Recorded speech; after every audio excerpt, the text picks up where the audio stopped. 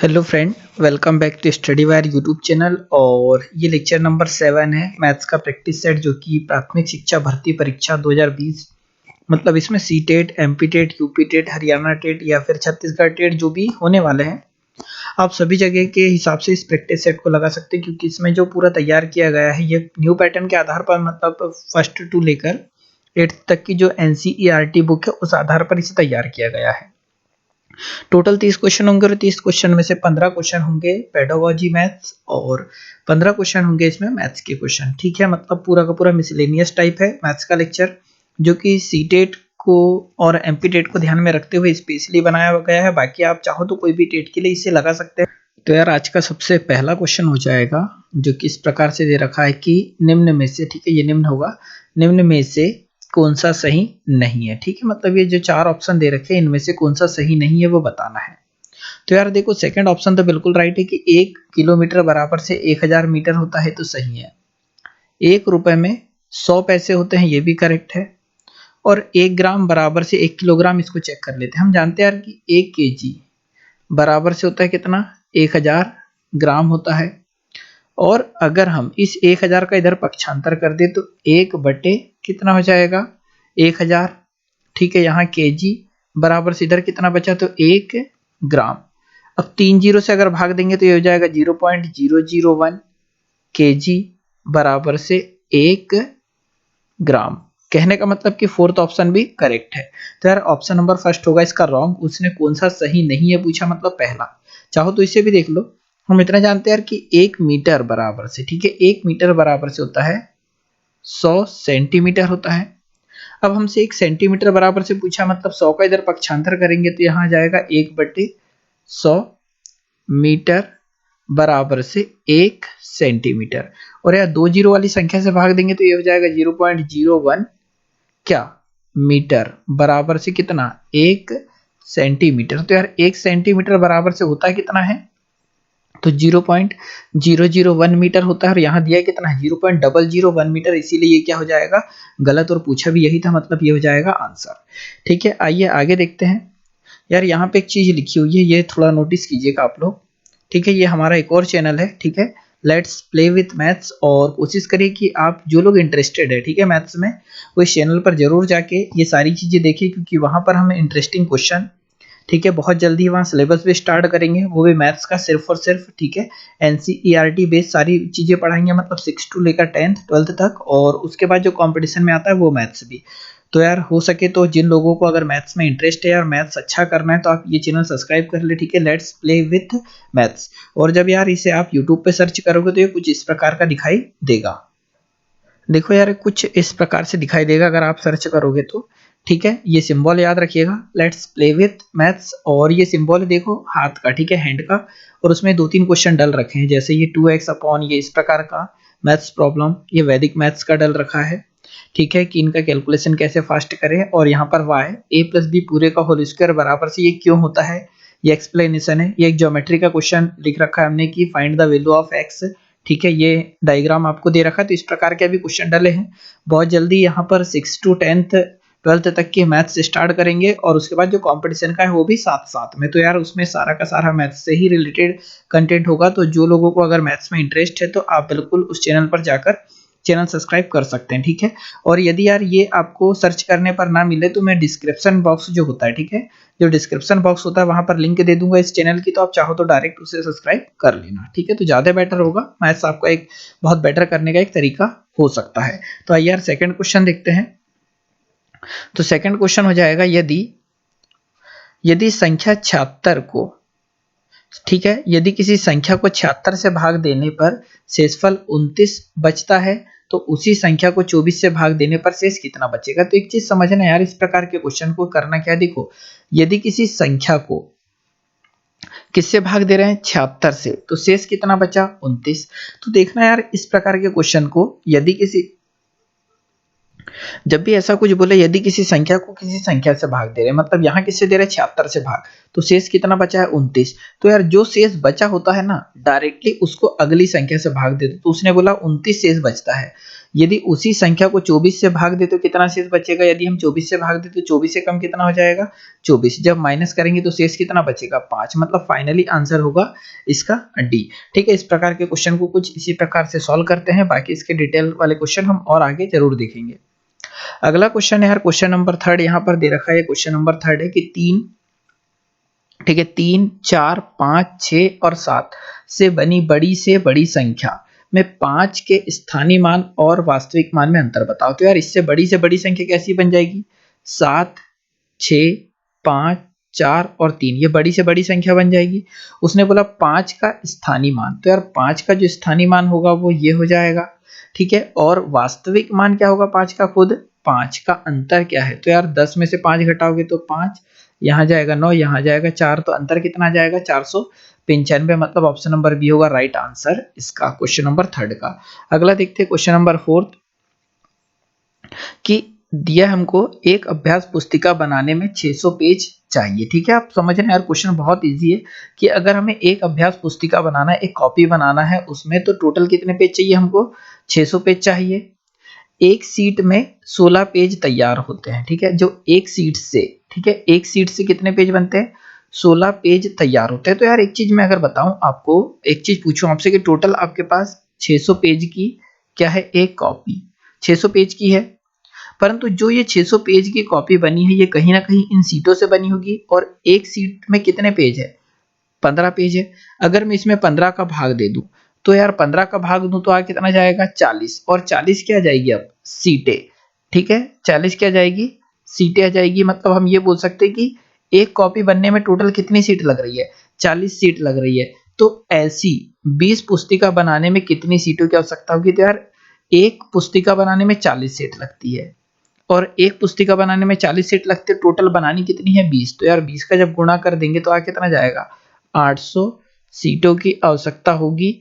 कितनी कॉपी बनाने में? तो 20 पुस्तिका बनाने में। तो यार ऑप्शन नंबर 2 होगा इसका राइट आंसर। अगर क्वेश्चन थोड़ा सा भी डाउट में जाता है तो चाहो तो आप एक बार और अगेन इसे देख लो, रिपीट करके ज्यादा बेटर होगा। अगला क्वेश्चन देखते हैं क्वेश्चन नंबर 5 कि नितिन एक प्राथमिक विद्यालय में गणित के अध्यापक है। ठीक है, जो नितिन है एक प्राथमिक विद्यालय में गणित के क्या है? अध्यापक है। आगे देखते हैं, वह प्रोजेक्ट के विषय में समझाते हुए कहते हैं कि प्रोजेक्ट यथार्थ जीवन का ही एक भाग है जो विद्यालय में प्रदान किया जाता है। यह कथन किसका है? मतलब डायरेक्ट यार ये परिभाषा आपने रट रखी होगी पहले से कि यार प्रोजेक्ट यथार्थ जीवन का ही एक भाग है जो विद्यालय में ही प्रदान किया जाता है। यह कथन किसका है? तो यार ऑप्शन नंबर सी होगा इसका राइट आंसर। ये हम पहले भी पढ़ चुके। स्टीवेंसन ने कहा था क्या कि जो प्रोजेक्ट होता है वह यथार्थ जीवन का ही एक भाग होता है। अगला देखते हैं क्वेश्चन नंबर 6 कि निम्न में से कौन सा व्यवहारिक गणित का भाग है। ठीक है यार, तो पहला देखो निम्न में से कौन सा व्यवहारिक गणित का भाग है। पहला ऑप्शन है संख्याओं का हिसाब लगाना, दूसरा है जोड़ और घटाव करना, थर्ड है समीकरण को हल करना और फोर्थ है बैंकों की कार्यप्रणाली की जांच करना। तो यार इसका ऑप्शन तो हम ये क्वेश्चन पहले भी देख चुके हैं। ऑप्शन नंबर डी होगा इसका राइट आंसर कि बैंकों की कार्यप्रणाली की जांच करना। ये क्या हो जाएगा? व्यवहारिक गणित का भाग होगा। ऑप्शन नंबर डी होगा इसका राइट आंसर। अगला देखते हैं क्वेश्चन नंबर 7। ठीक है यार, तो क्वेश्चन नंबर 7 कुछ इस प्रकार से दे रखा है। यहाँ पर आपको ये आकृति दिख रखी होगी। ठीक है, यहाँ पर दिया है कि नीचे दिए गए चित्र में छायांकित भाग का क्षेत्रफल होगा यदि वृत्त का परिमाप कितना दे रखा है हमको? 44 सेंटीमीटर। तो यार परिमाप, अगर हम परिमाप की बात करें तो परिमाप दे रखा है कितना? 44 सेंटीमीटर। और अपने अनुसार परिमाप क्या होता है? 2 पाई आर बराबर से कितना आ जाएगा? 44 सेंटीमीटर। अपने अनुसार होता है 2 पाई आर। तो यार 2 से जब काटोगे तो कितने बार? 22 बार। तो पाई का मान लिखेंगे 22/7। आर बराबर से हमारे पास इधर कितना बचा? 22 सेंटीमीटर। तो 22 से तो 22 कट जा रहा होगा यार, तो आर का मान कितना आ जाएगा? 7। और आर का मान 7 आ जाएगा। तो फाइनली अगर मैं पूरे क्षेत्रफल की बात करूं तो यार वृत्त का क्षेत्रफल होता है पाई आर स्क्वायर। और ये वाला जो भाग है हमारे पास, ठीक है, जिस भाग का हमसे क्षेत्रफल पूछा है ये वाले भाग का, ये पूरे वृत्त का कौन सा भाग है? तो यार ये पूरे वृत्त का है कितना? 1/4 भाग। तो यार पूरे क्षेत्रफल का 1/4 भाग क्षेत्रफल निकालना है। तो पाई का माना जाएगा कितना? 22/7। आर का मान जब यहां पर आप लिखोगे कितना? 7। तो 7 गुणा 7 होगा क्योंकि 7 का क्या करोगे? वर्ग। और बटे में कितना? 1/4। तो यार 7 से 7 काट दोगे। ठीक है। वहीं 22 7 154 हो जाएगा 154, और जब 4 से भाग दे रहे होंगे तो आएगा 38.5 सेंटीमीटर स्क्वायर, मतलब ऑप्शन नंबर सी होगा इसका राइट आंसर। तो यार इस प्रकार के क्वेश्चन आपसे बनने ही चाहिए, मुझे लगता है इस प्रकार का क्वेश्चन आपको पेपर में देखने को मिलेगा ही। अगला क्वेश्चन कुछ इस प्रकार से हो जाएगा यार, 20 मीटर लंबे बांस, ठीक है। क्वेश्चन कुछ इस प्रकार है कि 20 मीटर लंबे बांस के 4 बराबर टुकड़े किए गए, इस बात को कितनी बार, सॉरी इस बांस आएगा है, ठीक है, इस बांस को कितनी बार काटना पड़ेगा। यार तो एक सिंपल सा क्वेश्चन है कि अगर मैं आपसे बोलूं कि यार एक बांस दे रखा है हमें ये, और इसकी लंबाई कितनी है, तो यार 20 मीटर है। अब वो बोल रहा है कि इसको काटना है और कितने भागों में, बराबर 4 भागों में काटना है। 4 भागों में काटना है तो यार ये पहला भाग बन गया, ये दूसरा भाग बन गया, और ये तीसरा और ये चौथा। काटा कितनी बार, 1 2 और 3 बार। तो ऑप्शन नंबर सी होगा राइट आंसर की 20 मीटर लंबा बांस है और कितने बार काटना पड़ेगा, 4 टुकड़ों करने के लिए, तो 3 बार काटेंगे तो 4 टुकड़े मिल जाएंगे। तो ऑप्शन नंबर सी होगा इसका राइट आंसर। अगला क्वेश्चन देखते हैं, क्वेश्चन नंबर 9। क्या क्वेश्चन नंबर 9 कुछ इस प्रकार से हो जाएगा कि कक्षा 5 है, ठीक है, कक्षा 5 के गणित प्रश्न में कोई बच्चा उतना नहीं हुआ यह, तो यार फिर से देख लो, क्वेश्चन कुछ इस प्रकार से है यार कि कक्षा 5 में गणित प्रश्न पत्र में कोई बच्चा उत्तीर्ण नहीं हुआ यह सोचकर, ठीक है, कोई बच्चा उत्तीर्ण नहीं हुआ यह सोचकर अध्यापक ने प्रत्येक छात्र के अंक 3 गुने कर दिया। कुछ ऐसी कंडीशन हुई कि बच्चे साले पास ही नहीं हुए, तो सबके अंक कितने गुने कर दिए, 3 गुने कर दिए। जब सभी छात्रों का परीक्षाफल घोषित किया गया, अब परीक्षाफल मतलब रिजल्ट घोषित किया गया, तो अनुज के अंक 3 गुने नहीं हुए। अब अनुज एक ऐसा छात्र है जिसके सबके अंक 3 गुने तो कर दिया कोने शिक्षक ने, परंतु अनुज एक ऐसा स्टूडेंट हो गया जिसके अंक 3 गुने नहीं हुए। तो अनुज के अंक 3 गुने नहीं होते हैं कि उसके अंक पूर्ववत थे, मतलब जितने अनुज के पहले अंक थे अभी भी उतने ही अंक थे। तो अनुज ने गणित में कितने अंक प्राप्त किए। यार तो देखो अनुज ने क्या लिए होंगे, ऑप्शन नंबर डी होगा राइट आंसर, 0 अंक लिए होंगे अनुज ने। अब सबके अंक कितने गुने कर दिए हैं टीचर ने, 3 गुना कर दिए। तो यार 3 गुना करेंगे तब भी कितने हैं, 0। तो क्वेश्चन भी तो यही बोल रहा है कि अनुज के अंकों में 1 नंबर की भी वृद्धि नहीं हुई, तो उसके पहले भी 0 थे। अब 0 में किसी भी संख्या का गुणा करोगे तो तब भी कितना रहेगा, 0, मतलब अनुज के अंक कितने थे, तो 0। क्वेश्चन नंबर अगला देखते हैं 10।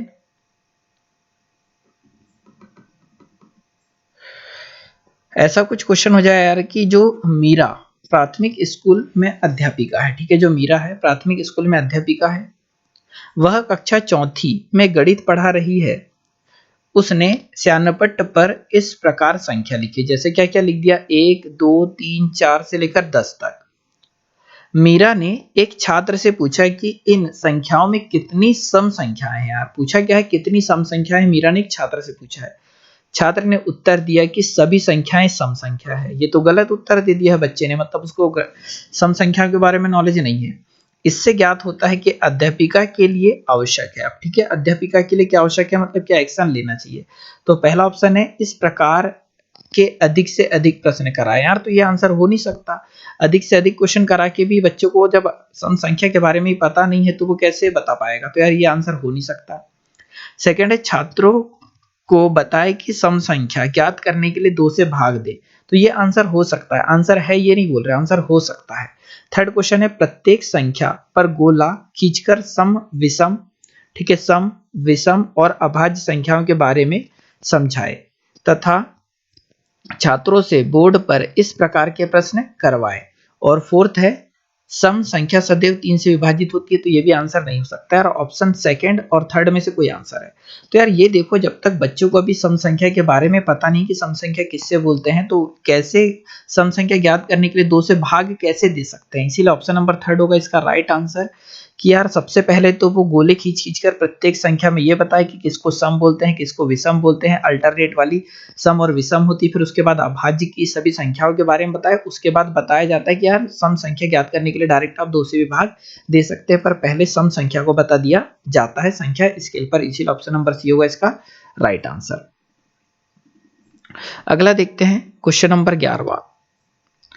तो क्वेश्चन नंबर 11 कुछ इस प्रकार से हो जाएगा कि यार कक्षा 3 में गणित के अध्यापक ने बच्चों से कहा कि छुट्टी होने से 30 मिनट पहले सभी बच्चों को गिनती बोलेंगे। ठीक है, मतलब ऐसा कुछ यार तीसरी क्लास में एक अध्यापक पढ़ा रहे हैं और उन्होंने ये बोल दिया कि छुट्टी होने से पहले, ठीक है, छुट्टी होने से पहले कब तक, तो आधे घंटे पहले, मतलब 30 मिनट पहले सब बच्चों को बोलना है, गिनती बोलेंगे। इससे शिक्षक का क्या उद्देश्य है? तो पहला ऑप्शन है शिक्षक आराम करना चाहता है, तो यार ये आंसर तो हो नहीं सकता। शिक्षक चाहता है कि गणित की पढ़ाई सभी बच्चों में एक साथ हो जाएगी, तो ये भी गलत है यार। फिर फोर्थ है शिक्षक सोचता है कि गिनती सीखने के बाद बच्चे गणित के प्रश्न को हल करना सीख जाएंगे। तो यार सिर्फ गिनती सीखने से अगर गणित के प्रश्न हल करना सीख जाते तो हमें गणित पढ़ने की जरूरत ही नहीं होती, मतलब ये भी आंसर नहीं हो सकता। ऑप्शन नंबर फोर्थ ही होगा इसका आंसर कि शिक्षक चाहता है कि इससे मानसिकता का विकास होगा तथा प्रश्न पत्र हल करने में, ठीक है, जो प्रश्न पत्र हल करने में त्रुटियां में कमी होगी, इसीलिए ऑप्शन नंबर डी होगा इसका राइट आंसर। अगला क्वेश्चन देखते हैं, क्वेश्चन नंबर 12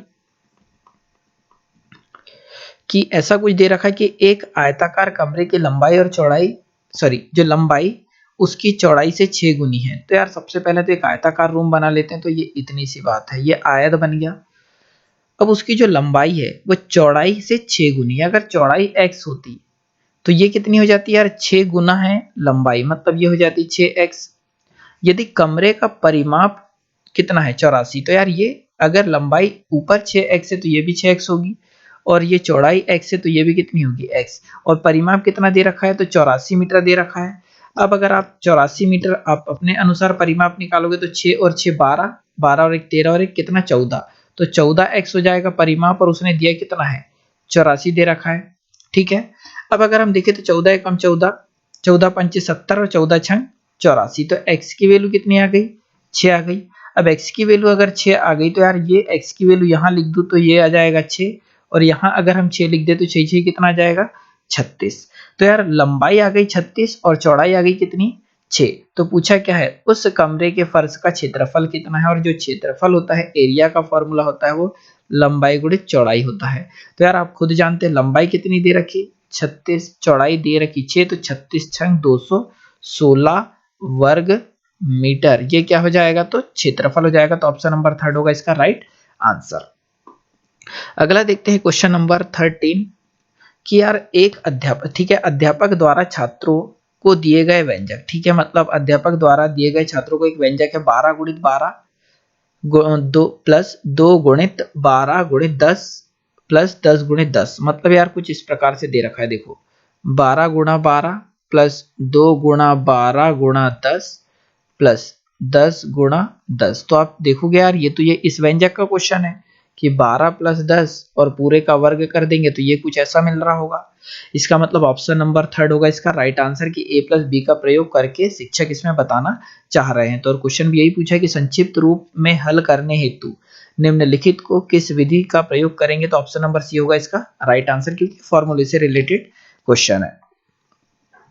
अगला देखते हैं क्वेश्चन नंबर 14 कि वह विधि जिसमें उदाहरण द्वारा नए नियमों की स्थापना की जाती है उसे कहते हैं। तो आप बहुत सिंपल सा क्वेश्चन है कि जब पहले एग्जांपल दिया जाता है और उसके बाद कोई नियम आता है तो वो विधि कौन सी होती है, तो वो होती है आगमन विधि। ऑप्शन नंबर फर्स्ट ही होगा इसका राइट आंसर। और पहले से अगर फॉर्मूला है हमारे पास तो वो निगमन विधि होती है। ठीक है, और विश्लेषण और संश्लेषण हम आगे क्वेश्चन के साथ डिस्कस कर लेंगे। तो यार इस क्वेश्चन का राइट आंसर फर्स्ट है ना। अगला देखते हैं क्वेश्चन नंबर 15।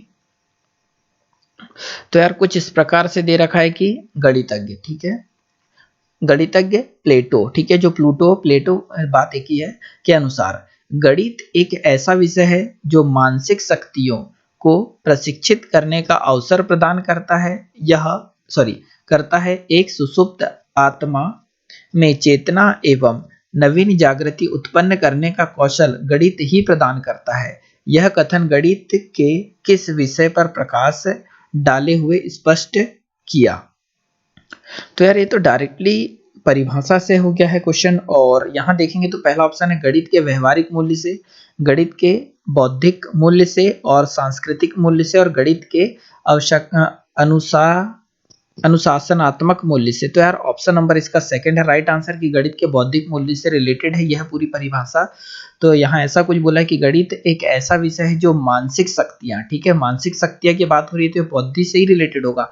मानसिक शक्तियों को प्रशिक्षित करने का अवसर प्रदान करता है। एक सुसुप्त आत्मा में चेतना एवं नवीन जागृति उत्पन्न करने का कौशल गणित ही प्रदान करता है। और ये किससे रिलेटेड हो जाएगा, तो ये जो परिभाषा दी गई है गणित के बौद्धिक मूल्य को ध्यान में रखते हुए दी गई है। अगला क्वेश्चन देखते हैं, क्वेश्चन नंबर 16 कि दो वृत्त जिनके अर्धव्यास। तो यार देखो दो वृत्त है, मतलब एक ये वृत्त बना लेते हैं और एक और वृत्त है। दो वृत्त जिसके अर्धव्यास 7 सेंटीमीटर और तथा 5 सेंटीमीटर है, जिनके बीच की दूरी कितनी है 12 सेंटीमीटर। यार तो देखो ये ऐसे कुछ बनेंगे, समझना। एक की हो गई 5, ये वाली की 5 सेंटीमीटर और इसकी रेडियस कितनी हो गई 7। तो यार ये चीजें यहां पर नोटिस करने वाली है कि इसकी त्रिज्या कितनी है 7, बड़े वाले की छोटे वाले की है 5, और उसने बोला कि दोनों के बीच की दूरी 12 सेंटीमीटर। तो चाहो तो देख लो, वृत्त का केंद्र एक ये हो गया O, तो ये वाला हो जाएगा O डैश, और यहां से यहां तक की दूरी 7 और 5 कितनी हो गई 12। तो निम्न में से कौन सा कथन सत्य है। तो दोनों व्यक्ति एक दूसरे को, सॉरी यहाँ व्यक्ति की जगह वृत्त आ जाएगा, दोनों वृत्त एक दूसरे को अंतः स्पर्श करते। तो यार ये अंतः स्पर्श नहीं है, ये बाह्य स्पर्श है, इसीलिए ये आंसर हो नहीं सकता। दोनों एक दूसरे को बाह्य स्पर्श करेंगे, तो यार बिल्कुल यही ऑप्शन इसका राइट हो जाएगा कि दोनों बाह्य स्पर्श करेंगे। परंतु थर्ड देख लो, दोनों एक दूसरे को काटेंगे, तो ये काट तो है ही नहीं रहे हैं। दोनों वृत्त कभी भी एक दूसरे को स्पर्श नहीं करेंगे, तो ये भी आंसर हो जाएगा गलत। ऑप्शन नंबर सेकंड इसका राइट आंसर कि एक की रेडियस 5, एक की 7 रहेगी। जब दोनों को अगर इस प्रकार से रखेंगे तो दोनों केंद्रों के बीच की दूरी हो जाएगी कितनी 12, और यहाँ पर यही दिखा है कि उनके बीच की दूरी कितनी है 12।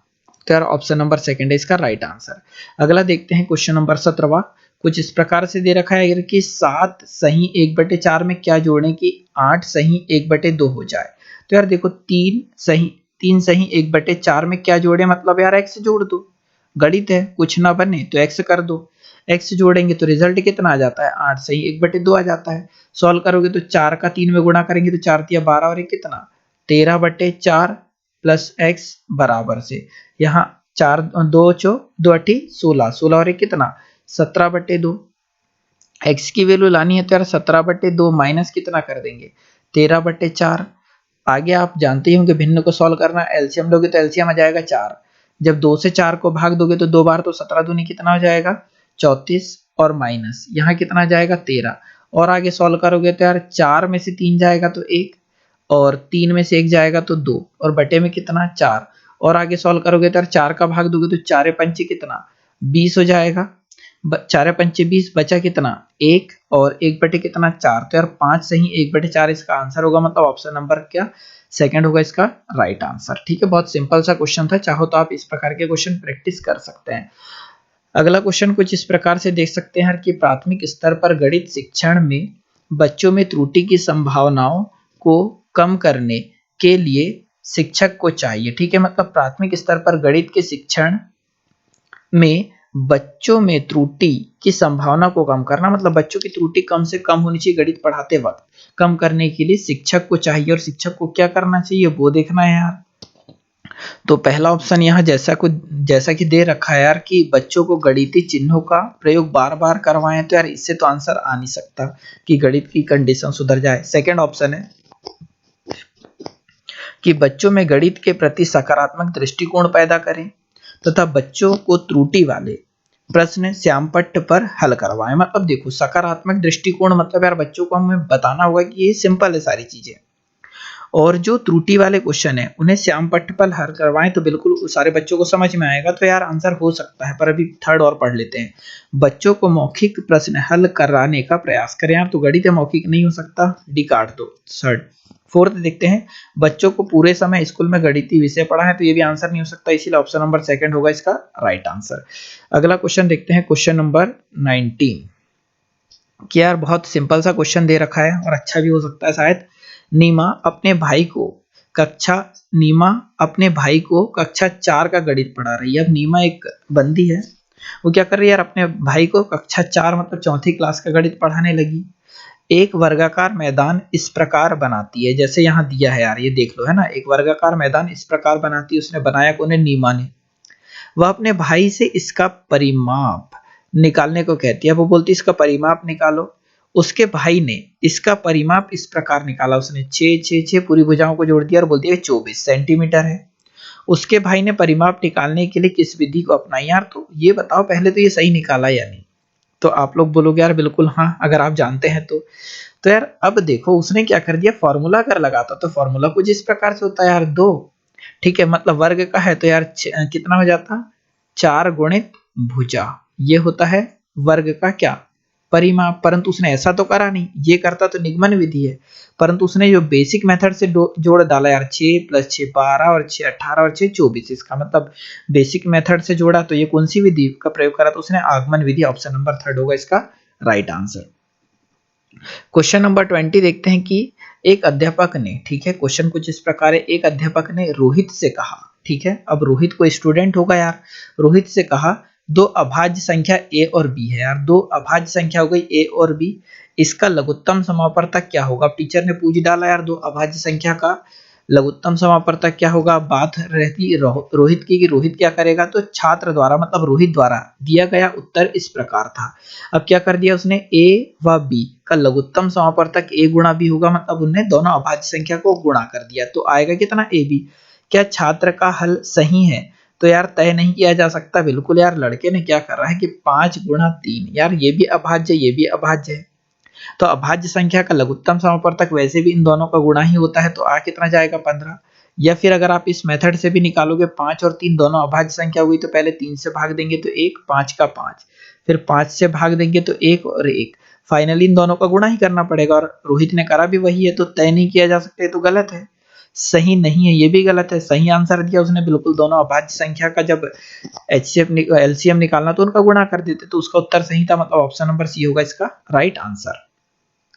अगला क्वेश्चन देखते हैं यार, क्वेश्चन नंबर 21 कि भिन्नों की तुलना करते हुए मालती ने, अब देखो क्या हो गया यार कि भिन्न को कंपेयर कर रही है कौन, मालती ने, 3/4 तथा 6/5 को समान बताते हुए, यार उसने बोल दिया कि समान है, 3/4 और 6/7 समान बताते हुए, एक तो ये गलती कर दी है, समान हो नहीं सकते, क्यों नहीं हो सकते यार, देखो 3/4 है और एक 6/7 है, यार यहाँ एक चीज कंफर्म है, +3 करा है और इधर भी प्लस कितना करा है 3, तो यार 3 जोड़ेंगे तो 6 बन जाएगा, 3 जोड़ेंगे तो 7, पर समान बताते हुए, समान नहीं है, बताते हुए यह कहा कि अंश व हर प्रत्येक समान रूप से वृद्धि करते हैं, ये चीज उसने सही बोली कि प्रत्येक समान रूप से वृद्धि करते हैं, परंतु दोनों समान नहीं है, अतः भिन्न पर, ठीक है, भिन्न होगा, ऐसे भिन्न पर कोई प्रभाव नहीं पड़ेगा, पर भिन्न पर प्रभाव पड़ा है।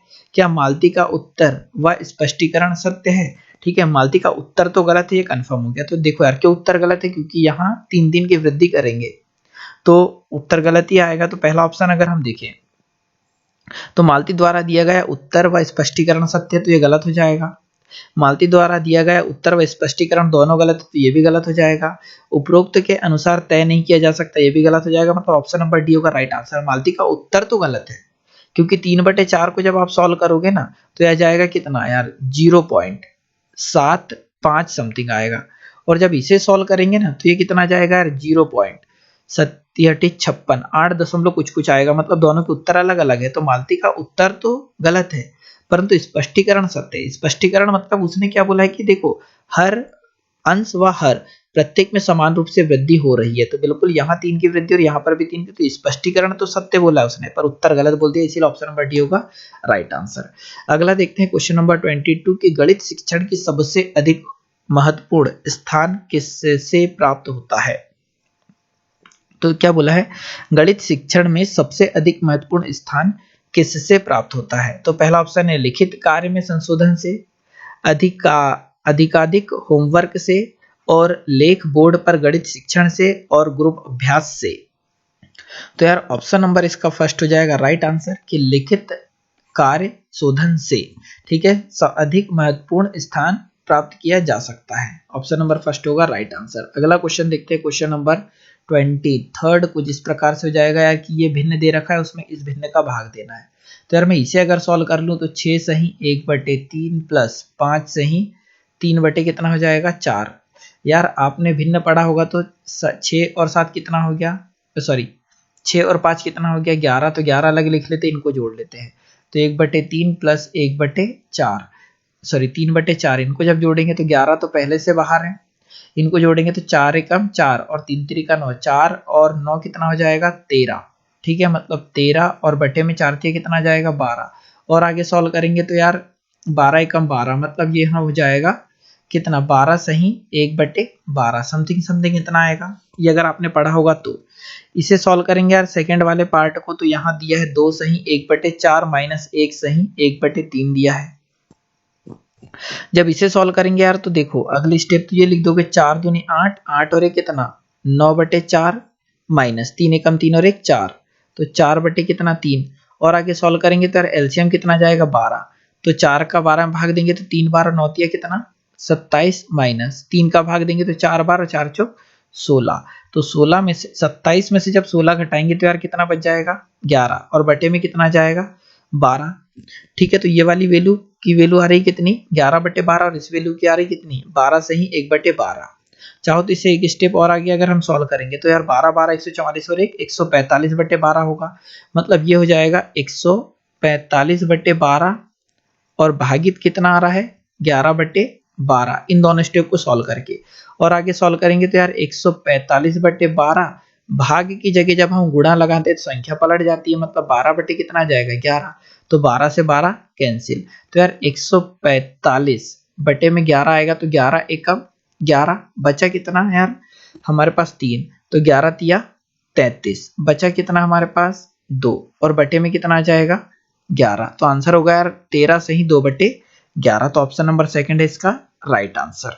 अगला क्वेश्चन देखते हैं, क्वेश्चन नंबर 24। तो कुछ इस प्रकार है यार कि मोहन गणित का अध्यापक है, मतलब जो मोहन एक प्राणी है वो क्या है यार गणित के अध्यापक है। बच्चों को घर के लिए अधिक से अधिक गणित के प्रश्न हल करने के लिए देता है तथा बच्चों को गणित की उपयोगिता बताते हुए कहता है गृह कार्य बालकों के लिए चुनौतीपूर्ण होना चाहिए। उन्हें जो मोहन है उन्हें क्या बोलते हैं कि जो गृह कार्य है बालकों के लिए चुनौतीपूर्ण होना चाहिए। मोहन द्वारा कहा गया कथन निम्न में से किसका है यार, ऐसा किसने कहा था कि गृह कार्य है जो वह चुनौतीपूर्ण होना चाहिए। तो यार पहला ऑप्शन है गेंद और शर्मा ने, सेकंड है लॉरेंस फॉक्स ने, थर्ड है पार्कर ने और फोर्थ है बेलार्ड ने। तो यार ऑप्शन नंबर सेकंड है इसका राइट आंसर की लॉरेन फॉक्स ने बोला था कि जो गृह कार्य है बालकों के लिए चुनौतीपूर्ण होना चाहिए। अगला देखते हैं क्वेश्चन नंबर 25। तो 25 नंबर का क्वेश्चन कुछ इस प्रकार है यार, थोड़ा सा और इसको नीचे कर लेते हैं, ज्यादा कुछ हो गया।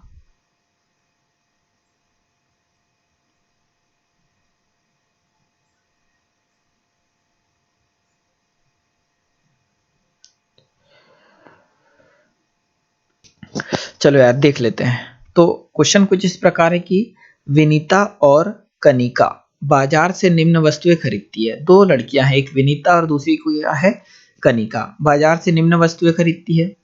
जो विनीता द्वारा खरीदी गई वस्तुएं 2 साबुन 1.75 प्रति साबुन की दर से, तो 2 साबुन खरीदी है कौन ने विनीता ने। तो यार देखो 2 साबुन खरीदी है और एक साबुन कितने की, तो 1.75 की। तो यार जब गुणा करेंगे तो 2 पंचे 10 का 0 बचेगा कितना 1, 2 सती 14 और 1 15 का 5 बचेगा कितना 1, 2 एकम 2 और 1 कितना 3, तो 3.75 रुपए की क्या खरीद लिया यार साबुन कौन ने विनीता ने। 1 किलो आलू 3.75 प्रति किलो की दर से, तो यार 1 किलो आलू जो खरीदी है 3.50 से, तो आ भी कितनी जाएगी जब गुणा करेंगे तो 3.50 ही आएगा, इतने रुपए की आलू खरीद ली। 4 अभ्यास पुस्तिका 60 पैसे प्रति पुस्तिका की दर से, तो यार देखो 4 अभ्यास पुस्तिका खरीदी है 60 पैसे प्रति पुस्तक की दर से, तो यार जब 60 का गुणा करेंगे तो 6 चौक 24 आएगा कितना 240, और जब भाग देंगे 100 से तो आ जाएगा कितना 2.40। इतने रुपए खर्च कर दिया यार किसने, तो ये खर्च करे हैं विनीता ने। तो यार विनीता ने टोटल कितने खर्च करे पहले वो निकाल लो, 0 आ जाएगा, 5 और 5 10, 10 और 4 14 का 4 बचेगा कितना 1, यहाँ दशमलव 3 और 3 6 और 2 8 और 1 कितना 9, मतलब 9 ₹40 खर्च कर दिए विनीता ने। आगे देखते कनिका द्वारा खरीदी गई वस्तु। तो कनिका ने सबसे पहले खरीदे 2 पेन 1.25 प्रति पेन की दर से। तो इन दोनों का अगर गुणा कर देंगे यार तो 1 दूनी 2 और 25 दूनी 50 मतलब ₹2.50 खर्च कर दिए उसने काय में, पेन में। 2 दर्जन केले 2.50 प्रति दर्जन की दर से। तो यार देखो 2 दूनी 4, 4 और 1 कितना 5, तो यहाँ टोटल ₹5 खर्च करे। तो 5 और 2 कितना, ₹7.50 खर्च करे हैं कौन ने, तो ये खरीदे कनिका ने। तो यार टोटल ये रुपए हैं 7.50 और 9.40। इन दोनों को जोड़ेंगे तो यार 0 का 0 और 4 और 5 9 दशमलव और 9 और 7 जब जोड़ेंगे तो कितना आ जाएगा 16, मतलब ₹16.90 इतने टोटल खर्च करें। मतलब ऑप्शन नंबर सेकंड होगा इसका राइट आंसर। तो यार इस प्रकार के क्वेश्चन बिल्कुल आ सकते हैं क्योंकि इसमें थोड़ा सा कैलकुलेशन है बस। अगला क्वेश्चन देखते हैं, क्वेश्चन नंबर 26वां कि यार किसी मेले के अवसर पर, ठीक है, किसी मेले के अवसर पर फोर्थ, ठीक है, चौथी कक्षा चौथी में प्रतिशत प्रकरण के समय, ठीक है, प्रतिशत प्रकरण के समय सेल पर कक्षा में चर्चा प्रारंभ की गई। कक्षा में इस प्रकार की चर्चा अपने वाद, ठीक है। अब देखो यार एक मेले में जब प्रतिशत की बात चल रही थी तो एक चर्चा स्टार्ट कर दी है, ठीक है। विवादित संबंधित, अब पहला ऑप्शन यहाँ दे रखा है कि विवाद संबंधित कौशलों को बढ़ाने में विद्यार्थियों की सहायता करती है। सेकंड है कक्षा में गर्मा गर्मी वाली बहस होगा या, ठीक है, बहस आरंभ हो जाती। तो इस प्रकार के आंसर तो कभी हो ही नहीं सकते। एक दूसरे के विचार को सुनने में विद्यार्थियों की सहायता करती है और अपना तर्क प्रस्तुत करने के लिए प्रोत्साहित करती है। फोर्थ ऑप्शन है अपेक्षा की जानी चाहिए क्योंकि यह कक्षा में शोर को बढ़ाती है और दूसरों को परेशान करती है। तो ये भी आंसर तो गलत है, या तो ऑप्शन पहला सही होगा या तो थर्ड सही होगा। तो यार देखो ऑप्शन नंबर थर्ड इसका हो जाएगा राइट आंसर। क्यों? क्योंकि यार अगर कोई चर्चा परिचर्चा क्लास में हो रही है सभी स्टूडेंटों के बीच में तो देखो एक दूसरे के विचारों को सुनने में विद्यार्थियों की सहायता करती है बिल्कुल, और अपना तर्क प्रस्तुत करने के लिए उन्हें प्रोत्साहित करती है। अगर क्लास में चर्चा स्टार्ट हुई है तो अपना तर्क भी बच्चे रखेंगे और एक दूसरे के विद्यार्थियों की विचारों को सुनेंगे भी। तो इसीलिए ऑप्शन नंबर थर्ड होगा राइट आंसर। अगला क्वेश्चन देखते हैं, क्वेश्चन नंबर 27, ठीक है। सोनम एक, ठीक है, जो सोनम नाम की एक लड़की है यार, सोनम एक वृत्ताकार पथ पर चक्कर लगा रही है। अब वो क्या करती है उसने कि एक वृत्ताकार पथ है कुछ इस प्रकार का, उस पर चक्कर लगा रही है जिसकी त्रिज्या ए है यार। तो इसकी जो रेडियस है ना ये कितनी है, ए है, ए सेंटीमीटर है। तो उसके द्वारा 6 चक्कर में चली गई दूरी। तो यार एक चक्कर में कितनी दूरी चलेगी, तो 2 पाई आर, और 6 चक्कर में कितनी चली होगी, तो 6 दूनी कितना 12, पाई का पाई और आर का मान कितना है ए। तो आंसर कितना जाएगा 12 पाई ए, मतलब ऑप्शन नंबर डी होगा इसका राइट आंसर। अगला देखते हैं क्वेश्चन नंबर 28। क्या क्वेश्चन कुछ इस प्रकार है कि 64 मीटर लंबे मैदान, ठीक है, टोटल मैदान कितना मीटर लंबा है, 64 मीटर लंबे मैदान में 17 पेड़ इस प्रकार लगाए जाते हैं कि प्रत्येक पेड़ के बीच की दूरी समान हो। यदि उस मैदान के प्रत्येक किनारे पर एक पेड़ लगे तो प्रत्येक पेड़ के बीच की दूरी कितनी होगी। यार एक चीज समझना, अब यहाँ पर टोटल 64 मीटर लंबा मैदान है यहां से लेकर यहां तक, और पेड़ कितने लगाने हैं 17। तो पहला पेड़ तो यहां लग जाएगा, अब ये लग गया। अब उसके बाद इस प्रकार से हमें पेड़ लगाने हैं और टोटल अब पेड़ कितने लगेंगे यार, तो देखो यहां से यहां तक अगर आप देखोगे तो एक पेड़ स्थायी हो चुका है। तो 2 3 4 5 6 7 8 9 10 11 12 13 और यहाँ देखो 14 15 और आगे 16 और एक 17 पेड़। अब ये देखो यार 17 पेड़ हो गए, परंतु मैं यहाँ पे एक चीज ये बताना चाह रहा हूँ कि इनके बीच का जो स्थान है ना, जैसे देखो कितने भागों में बट रहा है, मतलब प्रत्येक पेड़ के बीच की दूरी कितनी रहेगी। तो ये देखो 1 2 3 4 5 6 7 8 9 10 11 12 13 14 15 16, मतलब यार टोटल 64 मीटर था तो उसको 16 से अगर हम भाग दे दे तो आ जाएगा प्रत्येक पेड़ के बीच की दूरी कितनी 4। मतलब मैं डायरेक्ट आपसे ये बोलना चाह रहा हूँ कि जो टोटल दूरी होती है उसमें हम एक पेड़ कम करते हैं और भाग दे देते हैं तो हर एक पेड़ के बीच की दूरी क्या, हर एक पेड़ के बीच की क्या जाती है दूरी आ जाती है। आई होप आप इस प्रैक्टिकल के माध्यम से समझे होंगे। क्वेश्चन नंबर 29 कुछ इस प्रकार से हो जाएगा यार, आपको दे रखा है यहाँ कि 97 की घात 97 और 79 की घात 79 का इकाई का अंक क्या होगा। यार इकाई के अंक का एक वीडियो हमने डाल रखा है, चाहो तो आप देख सकते हैं उसे, या तो फिर आने वाले दिनों में हम इसे भी करा देंगे। ठीक है, वो उस अगले जिस चैनल की हम बात करें तो उसमें करा देंगे इसको। तो यार देखो 97 की घात 97 हम ये डायरेक्ट इसको किससे भाग देते हैं, 4 से। 97 मतलब इकाई का अंक रहता है तो घात को देते हैं 4 से भाग, शेष बचेगा कितना, 1। जितना शेष बचता है उतना इकाई, मतलब ये 7 की घात लगा देते हैं गुणा 79। अब यहाँ 79 है, इसको भी भाग देंगे किससे, 4 से। तो यार यहाँ शेष बच जाएगा कितना, 3। और जितना शेष बचता है उतनी इकाई, मतलब किसकी, 9 की घात लगा देते हैं 3।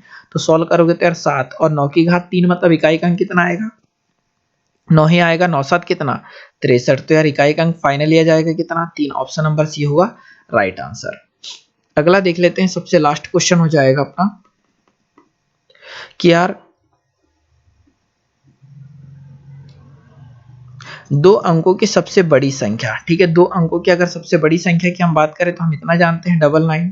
2 अंकों की सबसे बड़ी संख्या में अंकों का योग, तो इनके अंकों का योग 9 और 9 कितना हो जाएगा, 18। और 3 अंकों की सबसे छोटी संख्या, 3 अंकों की सबसे छोटी संख्या कितनी होती है, 100 में अंकों का योग, इसमें अंकों का योग 0 और 0 0 0 और 1 कितना, 1 के बीच अंतर कितने का। यार अंतर करोगे तो 18 में से 1 घटाओगे तो कितना है, 17 का अंतर, मतलब ऑप्शन नंबर फर्स्ट होगा राइट आंसर। तो यार इस लेक्चर में तो इतना ही। अगले लेक्चर में फिर मुलाकात होगी, जब तक के लिए कोशिश करिए कि सारी चीजें आप कंटिन्यूटी में पढ़ते रहें, ज़्यादा बेस्ट होगा आपके लिए। और लेक्चर कैसा लगा ये भी जरूर बताएं, कुछ अगर इसमें आप चाहते हैं कि इंप्रूवमेंट हो तो ये सारी चीजें भी आप बता सकते हैं, तो हम आने वाले लेक्चर में बिल्कुल सुधार करेंगे। ठीक है, और वीडियो देखने के लिए बहुत बहुत धन्यवाद। जय हिंद, जय भारत। अगले लेक्चर में फिर मिलेंगे। आप जहां भी हैं सुरक्षित रहिए, अपना ख्याल रखिए।